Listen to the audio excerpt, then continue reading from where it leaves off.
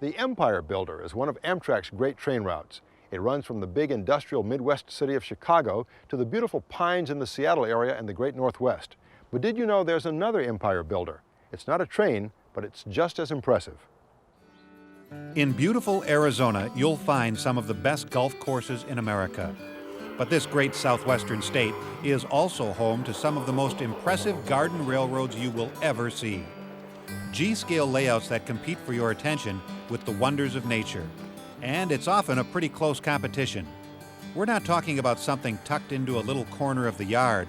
We're often talking about the entire yard and then some.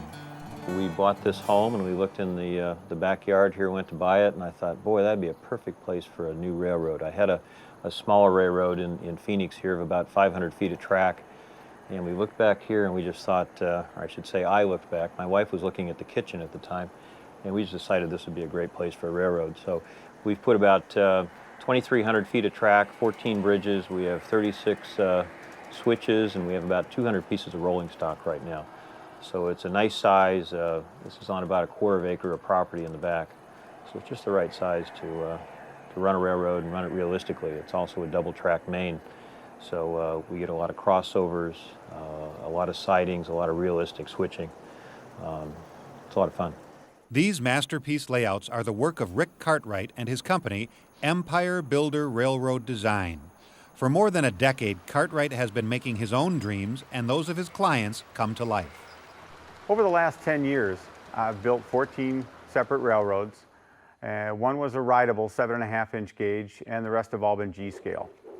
Well, my clientele are mostly affluent people that really have more important things to do than sit back and build a model railroad. Although they have a love for trains, it's just too time-consuming.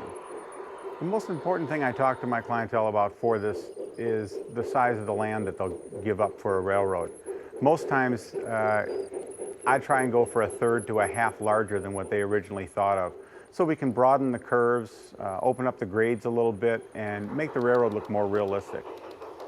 The Dynamite Rio Verde and Eastern is in the North Scottsdale area. It's a double-track main line spread out over more than 2 acres on the front yard of a private residence. 14 tracks, 7 running east and 7 running west. Each main line is 1,250 feet long. That was a project of my wife, believe it or not. She wanted a railroad. And I said, okay, and we met Rick. And I asked Rick, I said, Rick, what can you do for $10,000? Figuring $10,000 is a lot of money to spend on a railroad. Rick looked right at me and said, nothing. So it was all uphill or downhill from there, depending on how you look at it. But now we have probably one of the biggest outdoor railroads in the country. And Rick just keeps improving, and building, and I keep paying the bills, and it seems to be a synergistic relationship. Seems to work out very well. In laying out the DRV&E, I was fortunate to get a full 2 acres of property and be able to lay it out as a real railroad would. We surveyed the property first, then we laid out PVC pipe to see where the track might go, resurveyed that to make sure that we could make the grades and the curvatures, and then added bridges where we needed to. There wasn't a lot of dirt moved. It was about 160 ton. He's a wonderful guy. He's the original train nut. And if you want to know anything about trains, ask Rick. He knows. The average Cartwright-built railroad has between 2,000 and 2,500 linear feet of track, more than 100 feet of bridges, and countless tunnels and towns. You want a train wash to keep those cars clean? Sure, Rick can do that too. You'll notice one heck of a lot of passion in every project. Rick doesn't just buy stuff and put it in place. Many of the structures he builds himself. A lot of the techniques that I use come specifically right out of Home Depot. I like to build buildings that will last for 8 to 10 years, so I'll use real products for real houses. The Crete board that you see here is just a backer board that you'd use in your bathroom. But outdoors, I can paint it with outdoor paints, put mortar on it, fix it up with tar roofs, and make it look exactly like a real building. And then I know it's going to last just like a real building will. With the Verde Valley line built on a golf course, Rick hit a hole in one.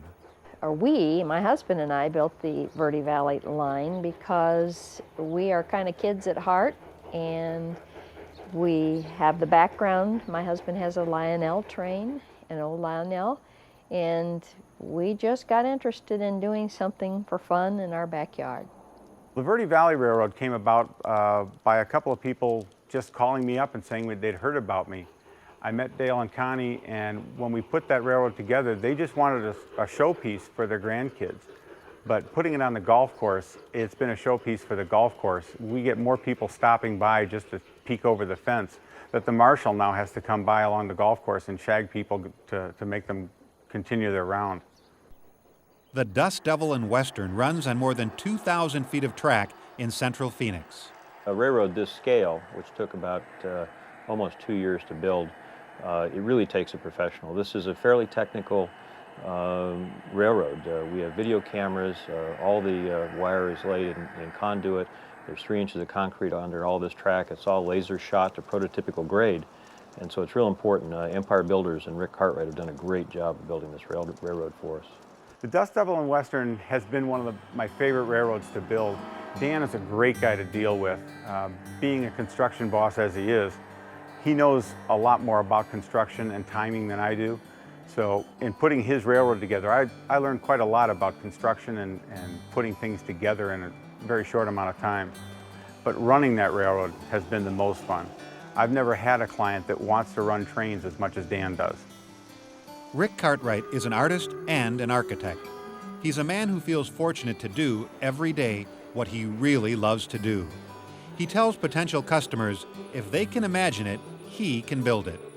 There appears to be no limit to either those imaginations or Rick's ability.